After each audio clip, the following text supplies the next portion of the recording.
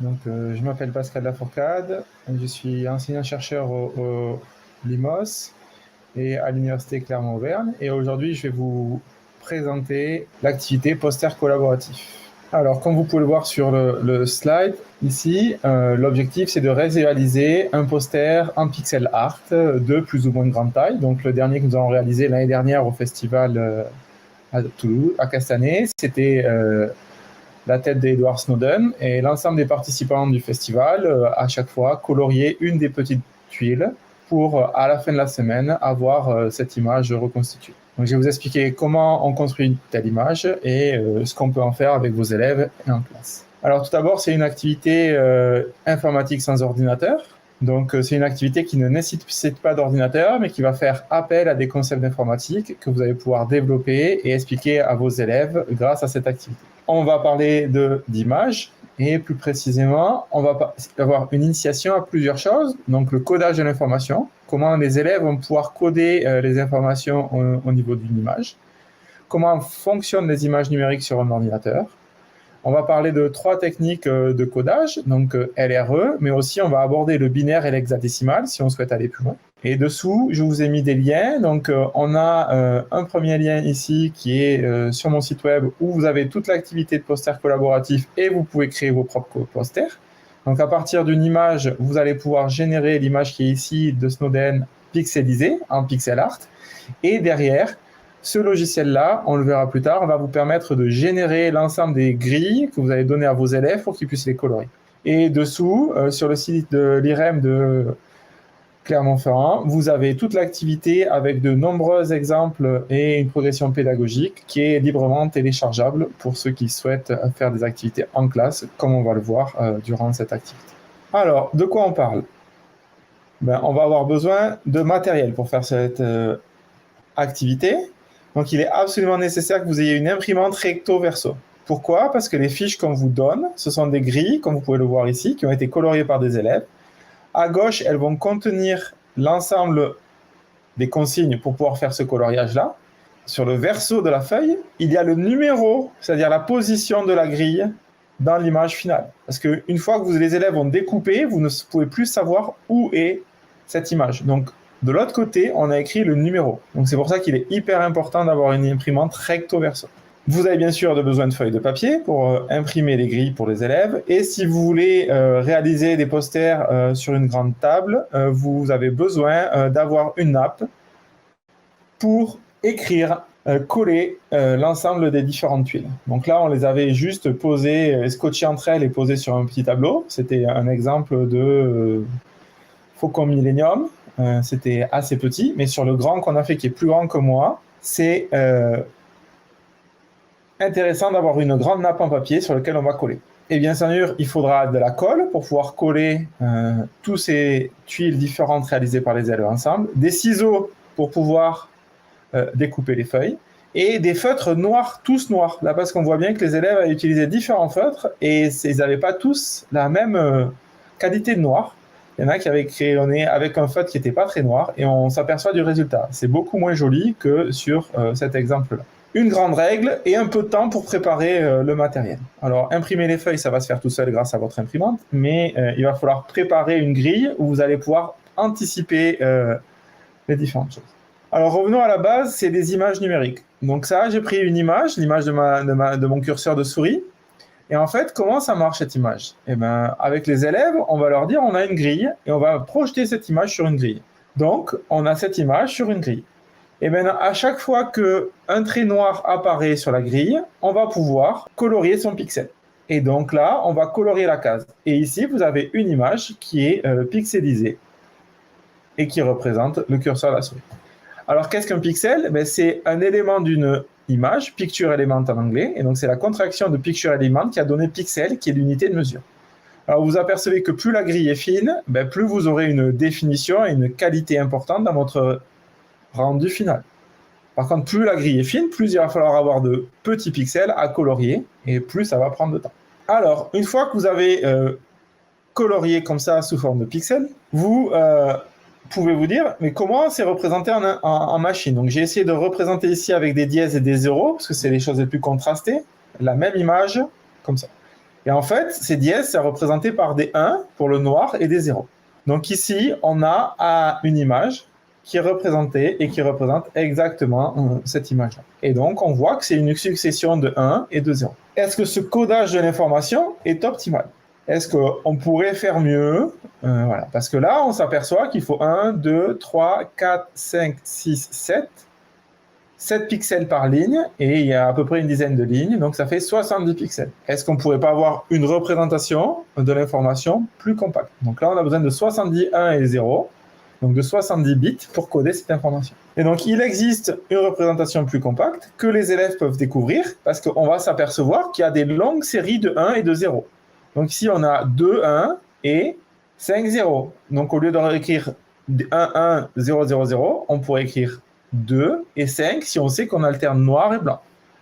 Et donc, c'est ce codage-là qui s'appelle RLE pour codage par plage, ou en anglais Run Length Encoding, qui va permettre d'avoir une représentation plus compacte. Donc ici, on va commencer par le nombre de pixels blancs, donc il y en a 0, le nombre de pixels noirs et le nombre de pixels blancs. On alterne noir et blanc.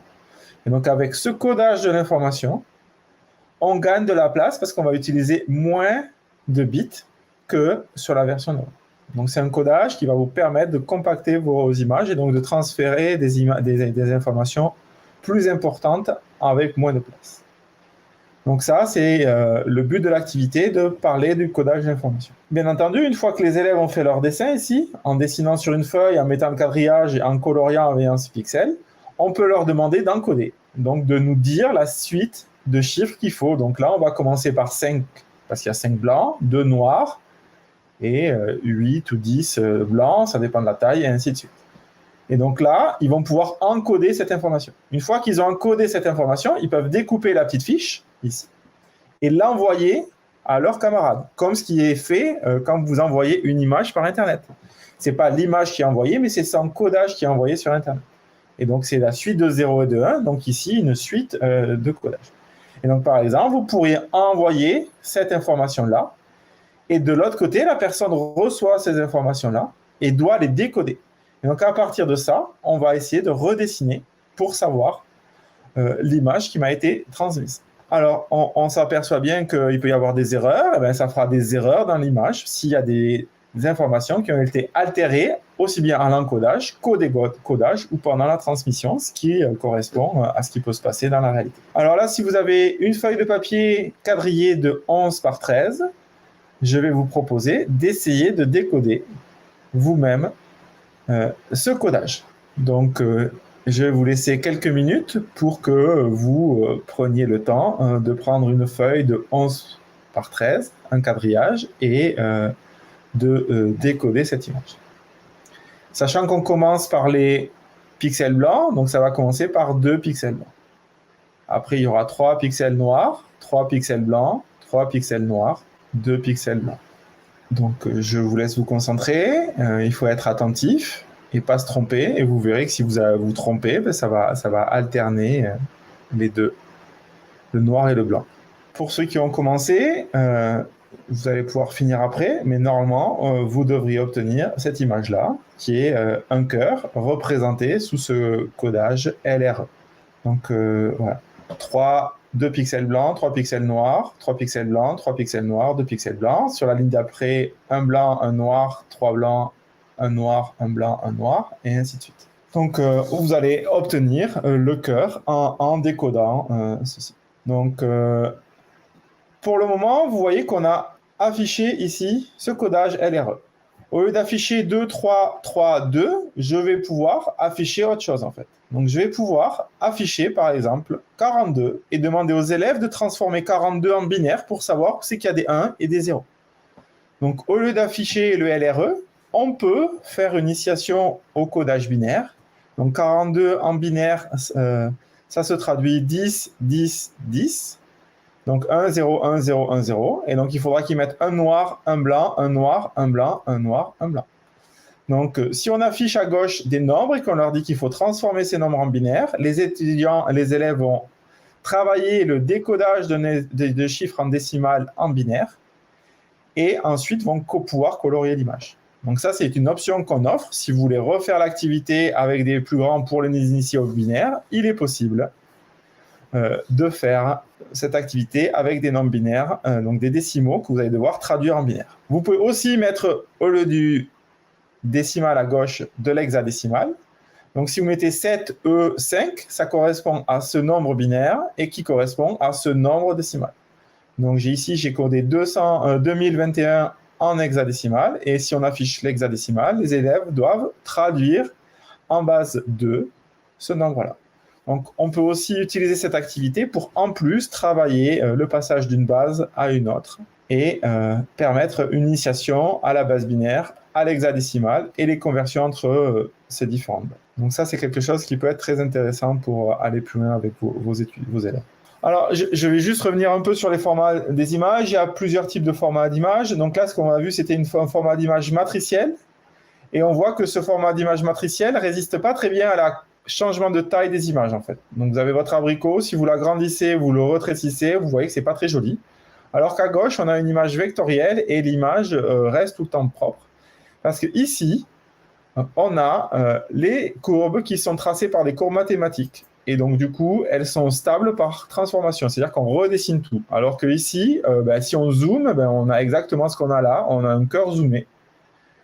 Ou pareil ici sur le curseur. Donc c'est pas très intéressant le matriciel, c'est beaucoup mieux d'avoir des images vectorielles. Ça, c'est pour aller plus loin avec vos élèves. Et on a sur le site de l'IREM de Clermont-Ferrand une activité sur les courbes de Bézier qui permet de redessiner des images de manière stable, qui est une autre activité très intéressante que je pourrais peut-être présenter l'année prochaine. Alors maintenant, pour préparer vos activités. La première étape, ça va être de préparer vos images. Parce que vous voyez bien que si vous prenez ici le portrait de Alan Turing, si vous prenez cette image-là et que vous la mettez en noir et blanc, eh bien ici, il va y avoir beaucoup de zones blanches. Et les zones blanches, c'est pas très intéressant en fait. Parce que c'est une grille où il n'y a que des zéros partout. Et donc, il n'y a que des zéros. Du coup, le codage, c'est 23. Si votre ligne fait votre feuille fait 23 de long, et c'est 23, 23, 23, il n'y a rien à colorier. Donc, ce n'est pas très intéressant. Donc, nous, on a pris ce poster-là, on l'a mis en niveau de gris, on a un peu de blanc au niveau du front, au niveau des pommettes, et on a rajouté des 0 et des 1. Alors, sur ce poster-là, les 0 et les 1 ont également un sens parce qu'on a profité pour cacher un message dans ces 0 et 1. Donc, vous pouvez essayer de décoder le message qu'il y a avec ces 0 et ces 1. Et un autre collègue a pris un autre portrait d'Alan Turing et a rajouté des 0 et des 1. Par contre, il n'est pas allé jusqu'au bord, donc il y a eu des grandes plages ici qu'il ne fallait pas colorier, ou des plages toutes noires. Donc c'est bien d'avoir des images qui mixent les deux couleurs. Beaucoup de noir et de blanc, qui est des coloriages intéressants à faire sur chacun. Donc ça, il faut que vous choisissez bien vos images. Ensuite, il faut construire les fiches. Et donc, construire les fiches à la main, c'est l'enfer. Donc, on a réalisé un petit site. Donc, ici, je vous ai donné l'URL, ici, que vous pouvez consulter. Donc, ça, c'est la première page. Et vous pouvez créer votre propre poster collaboratif. Donc, il faut que vous choisissiez une image. Donc, ici, on avait choisi une image de Maître Yoda. Et c'est le résultat du poster qu'on était en train de faire avec des élèves. Et ici, il s'agissait d'élèves de 6e, en fait. Donc, on avait fait des élèves de 6e. Chacun avait une grille à colorier. Et donc, ce qui était bien dans ce poster, c'est qu'il y a beaucoup de noir et de blanc partout. Donc, toutes les tuiles étaient intéressantes à colorier. On l'a mis sur une nappe et on a collé les images. Et vous avez bien vu qu'avant, on a créé le quadrillage avec une grande règle et on a numéroté les colonnes. Première colonne, première ligne, deuxième colonne, deuxième ligne, ainsi de suite. Et on avait... avec ça, pu placer les tuiles au fur et à mesure et les coller dès qu'un élève avait fini, pour voir apparaître progressivement. Et là, on avait 1, 2, 3, 4, 5, 6, 7, 8, 9, 10 élèves qui n'avaient pas encore fini. Et donc, on s'aperçoit que ça va vite parce qu'il y a 9 par 8 tuiles à colorier, ce qui est conséquent. Et sur chaque tuile, il y a à peu près une vingtaine de lignes. Et ici, il y a beaucoup de colonnes. Donc, la taille des rectangles est quelque chose d'intéressant. Donc, sur cette première page présentation, on vous explique avec des instructions dessous ce qu'on attend et l'objectif de cette mission avec cet exemple. Une fois que vous cliquez sur « Commencer », vous obtenez cette page-là et on a préchargé sur le site des images ici.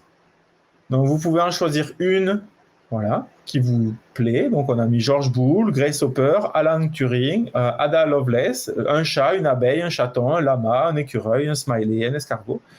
Et pour la plupart, on a essayé d'écrire combien il y avait de grilles, quelle est la taille de l'image en pixels et la taille du poster au final, pour que vous puissiez vous rendre compte de ce que ça va donner.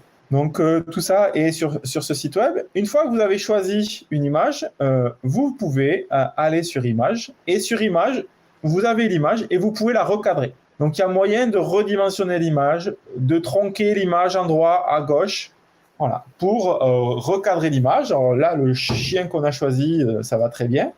Mais on aurait pu imaginer prendre une autre image et vouloir peut-être avoir que la tête du chien ou autre chose. Donc, il y a possibilité ici en ligne de recadrer votre image. À chaque fois que vous faites des modifications, vous cliquez sur modifier, ça peut prendre un peu de temps parce que tout est fait sur votre ordinateur en fait. On a codé ça en JavaScript et tout est fait sur votre ordinateur. Rien n'est fait sur le serveur, donc c'est votre ordinateur qui travaille. Et si vos images sont très grosses, ça peut mettre un certain temps sur votre ordinateur. Ensuite, vous pouvez cliquer sur filtre et là, on a mis des filtres. On a défini un seuil pour le niveau de couleur, pour se dire quand c'est que le pixel devient noir ou blanc. On a créé aussi un voisinage qui prend l'ensemble des voisins et qui détermine la couleur du pixel en fonction de ses voisins. Donc, si on est dans une zone toute noire de taille 3 ou de taille 6 ou de taille 5, ça va adoucir ou pas les bords. Donc, on vous a mis des petits explicatifs pour savoir comment ça marchait. Et un contraste. Donc, vous pouvez modifier, et ça modifiera en live votre image ici pour avoir l'image qui vous convient. Au cas où il y ait trop de zones blanches ou trop de zones noires. Il y a une question, Pascal. Oui. Quand on a les 0 et les 1 sur Alan Turing, comment sait-on qu'il faut en prendre 16 ou moins ou plus? Alors là, les 0 et les 1, c'est moi qui les ai rajoutés à la main. Hein. Donc, ils ne sont pas faits par le logiciel. C'est moi qui ai pris l'image d'Alan Turing et qui ai rajouté à la main tous les 0 et tous les 1. Donc, ça, c'est moi qui ai fait un dessin. Voilà. Après, ce qui va arriver, ça va être pour la grille. Donc, c'est la prochaine étape de ce site web, sur la grille ici. Ici, vous choisissez la taille de votre grille, en fait. Vous choisissez la taille en millimètres de votre carreau, le nombre de cases de longueur de chacune des grilles et la hauteur de chacune des grilles. Oui, vous pouvez mettre vos images à vous. C'est ça qui est vraiment intéressant. Non, il y a un message codé que sur le grand poster de Alan Turing que j'ai fait. Mais ça, c'était en plus. Il y en a pas du tout sur les autres images. En fait. Donc, arrivé ici, vous pouvez choisir ce que vous voulez comme taille de grille. Et ça va vous dire la taille du poster et le nombre de grilles que vous allez avoir. Et une fois que vous avez fait ça, vous pouvez aller sur imprimer. Et imprimer, vous avez ici quelque chose qui est très, très sympathique. C'est que vous avez ici le chien, il fait 14 de haut et 5 de large. Vous pouvez choisir si vous voulez le codage par plage comme on a vu, en décimal ou en hexadécimal pour générer les consignes. Et là, vous générez tout ou générez les décodages. Comment on sait combien on en prend? C'est ici en fait, c'est là. C'est le nombre, le nombre de cases en hauteur et le nombre de cases en longueur. Là, j'aurai des grilles sur cet exemple-là. Ici, j'aurai des grilles pour les élèves qui feront 10 par 5. Donc, c'est là où on choisit combien il y a de 0 et de 1. Donc, c'est là nombre de cases en longueur et nombre de cases en hauteur. Et donc, ça, vous prenez en fonction de ce que vous voulez. Si vous avez des petits élèves, 10 par 5, pourquoi pas, mais ça va vous faire plein de grilles. Si vous voulez avoir moins de grilles, parce que vous avez des élèves qui sont plus assidus ou que c'est mieux, ben vous pouvez prendre plus de grilles. Mais pour le LRE, ça va changer un peu la difficulté, mais pour le binaire et hexadécimal, ça change énormément la difficulté. Alors, arrivé ici, ce qui est intéressant, c'est que vous pouvez imprimer une grille vierge et mesurer pour savoir la longueur qui a été mesurée. Et vous mettez ici, ça va vous permettre de recaler, parce que les imprimantes, elles n'impriment pas ce que vous voyez à l'écran. Nous, on va vous donner des grilles qui vont faire 1 mm par 1 mm ou 2 mm par 2 mm, et chaque imprimante a un petit défaut qui va augmenter ou diminuer la taille de la grille. Donc ici, il y a moyen de mettre un correctif qui va faire un petit calcul pour que vous imprimiez exactement à la bonne longueur. Parce que sinon, c'est très très pénible à tracer sur la grande nappe. Ici, vous avez possibilité de faire les grilles vierges et les grilles les corriger. Parce que quand il vous manque, comme ici, des bouts, ben c'est bien cool d'avoir retrouver les grilles et de pouvoir les avoir déjà imprimées. Donc vous pouvez avoir tous les corrigés. Et sur celui du milieu, ici, vous pouvez choisir La case qui est en rouge ici, c'est la grille que vous allez imprimer si vous voulez juste une grille corrigée. Donc ça vous permet, si vous êtes accès à votre ordinateur, de pouvoir imprimer les bouts qui manquent sur votre poster. Parce que quand il vous manque des bouts, vous n'êtes pas obligé d'imprimer toutes les solutions et de chercher celle qui vaut. Vous pouvez juste imprimer les 3 qui vous manquent en cliquant ici sur la figure ou en mettant la ligne et la colonne correspondantes. Et donc ça va vous permettre de compléter votre poster s'il y a des soucis à la fin. Et bien sûr, vous pouvez télécharger la totale, donc c'est toutes les corrigées et toutes les grilles vierges. Alors, les PDF, ce PDF pour le petit chien, là, il fera 50 par 14. Donc, il y aura 50 fois 14 pages recto verso. Donc, ce qui commence à faire pas mal à imprimer. Il faut prendre un certain temps pour imprimer toutes les grilles. Alors, en pratique, ça donne quoi? Là, pour le poster d'Alan Turing, on avait eu besoin de 2 nappes. C'est le plus grand qu'on ait fait. Il était très large et très haut. Donc, il fait plus de 2 mètres de haut, hein. Donc voilà, hein. Chaque grille fait plus de 10 cm, il y en a 22 en hauteur et 12 en largeur. Donc voilà, et pour nous faciliter, on a aussi écrit dans chacune des cases sur les nappes la ligne et la colonne. Ça nous a permis de coller plus facilement parce qu'au bout d'un moment, on s'y perd. Donc ça, c'est une petite astuce que vous pouvez faire. Et une fois qu'on a eu ces 2 nappes, on les a collées au bord à bord et on a obtenu l'image entière.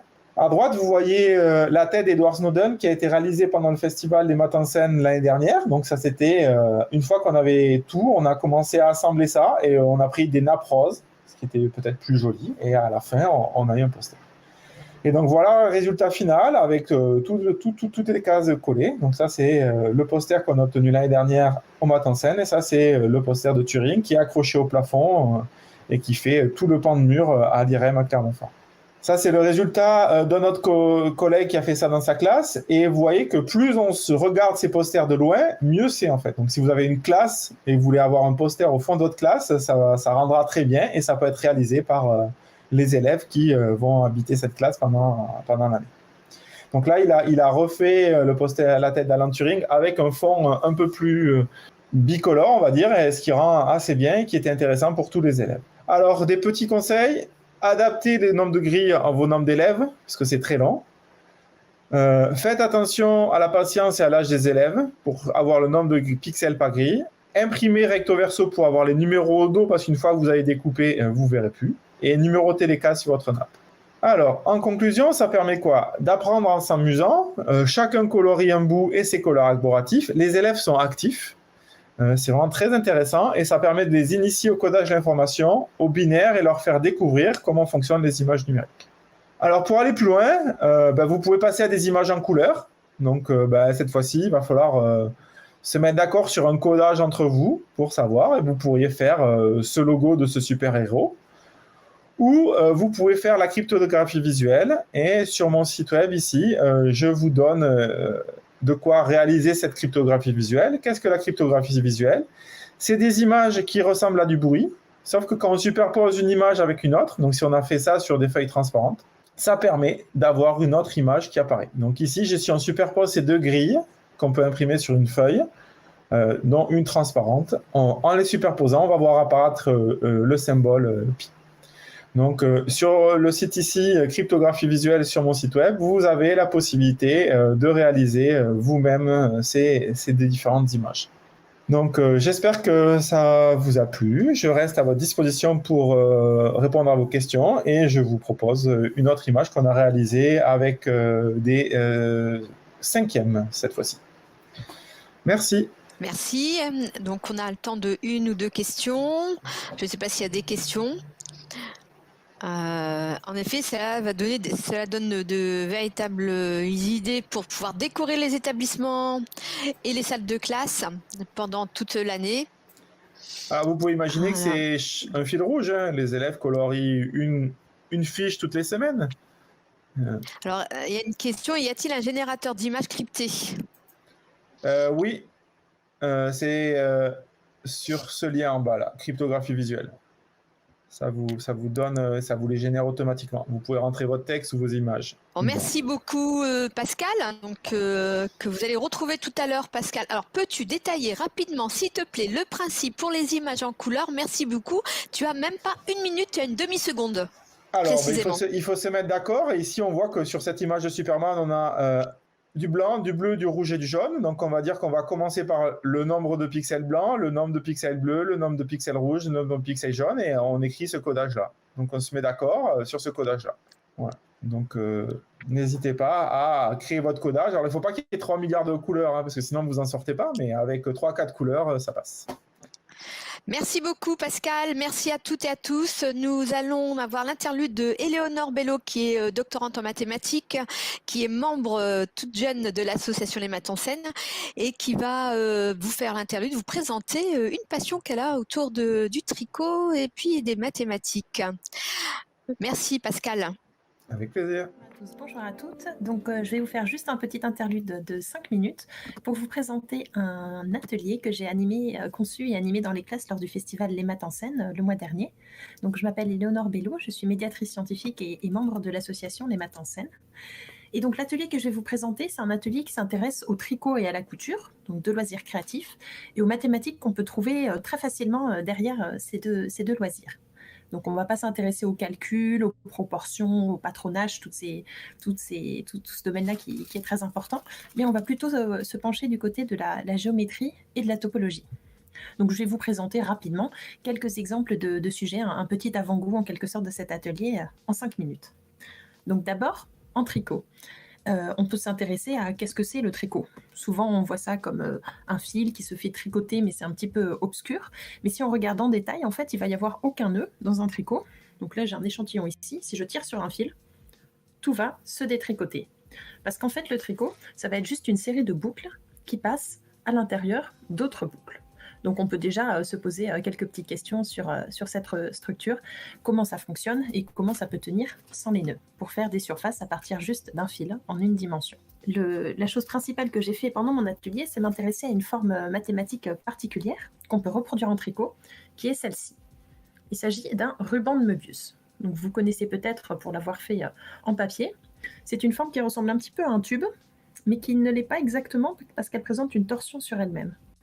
Si jamais vous voulez le faire en papier, vous prenez une bande de papier et au lieu d'accrocher les deux bouts de cette manière-là, vous faites une torsion d'un côté et vous l'accrochez de cette manière-là. Alors cet objet, ce ruban de Möbius, qui n'est pas tout à fait un tube, a plein de propriétés un petit peu intéressantes. Si jamais on essaye de colorier l'extérieur d'un côté et l'intérieur d'un autre côté, on va arriver à ce petit problème-là. Donc, par exemple, ici, on voit mal les couleurs, je suis désolée, on a l'extérieur en vert et l'intérieur en rouge. Et si on poursuit comme ça, à un moment, on va arriver à une contradiction. On va avoir du vert qui arrive au niveau du rouge, tout simplement parce que cet objet n'a qu'une seule face. Et de la même manière, si on suit le bord de cet objet, on va se rendre compte qu'on aura fait tout le tour avant de revenir au point de départ. Parce que c'est un objet qui n'a qu'une seule face et qui n'a qu'un seul bord. On ne peut pas l'orienter intérieur-extérieur et on ne peut pas l'orienter haut et bas. Donc ça, c'est un objet qui est facile à reproduire en tricot. On peut avoir différents exemplaires de différentes tailles.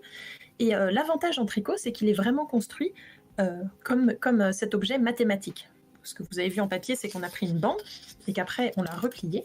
Mais en fait, donc là, c'est un ruban de Möbius en cours de fabrication. Quand il est sur des aiguilles à tricoter, on observe qu'il a déjà cette torsion. Il n'y a pas besoin de découper un rectangle, puis de l'attacher ensuite. Et si on regarde où passent mes aiguilles à tricoter, elles font effectivement tout le tour du seul bord du ruban. Donc si je continue à tricoter ce ruban de Möbius, il va s'allonger des deux, donc du seul côté, et on va avoir notre objet avec la torsion. Et ça se rapproche de la définition mathématique. Un ruban de Möbius, la vraie définition, c'est une surface compacte dont le bord est homéomorphe à un cercle. C'est comme un cercle qu'on étirerait des deux côtés, et c'est ce qu'on fait avec le tricot. Le cercle va s'allonger des deux côtés, de telle manière à donner notre ruban. Donc ça, c'est un objet mathématique un peu rigolo, qu'on peut faire en papier, mais qu'on peut aussi retrouver dans le tricot avec des particularités. Alors juste, je vais vous donner un deuxième petit exemple de ce que j'ai fait dans ces ateliers, que j'ai fait principalement au collège pendant le festival. Un petit exemple qui vient de la couture. Donc, si on veut prendre deux carrés en tissu et les coudre l'un à l'autre, généralement, ce qu'on fait, c'est qu'on les met l'un sur l'autre et on fait une couture, pas exactement sur le bord, mais avec une petite marge à 1 cm. Et donc, on obtient, par exemple, ici, j'ai mes deux carrés cousus. Et quand on les replie l'un sur l'autre, on voit qu'ils ont été cousus à une petite marge du bord. Donc ça, c'est un exemple très très simple, et on obtient quelque chose qui est tissé de manière plate, donc pas très intéressante. Mais si on veut faire ça avec un motif un petit peu plus compliqué, par exemple ici, on observe à plat une découpe qui est courbe. Si on veut superposer les deux morceaux de tissu avec leur marge pour les coudre, on va se retrouver face à un petit problème.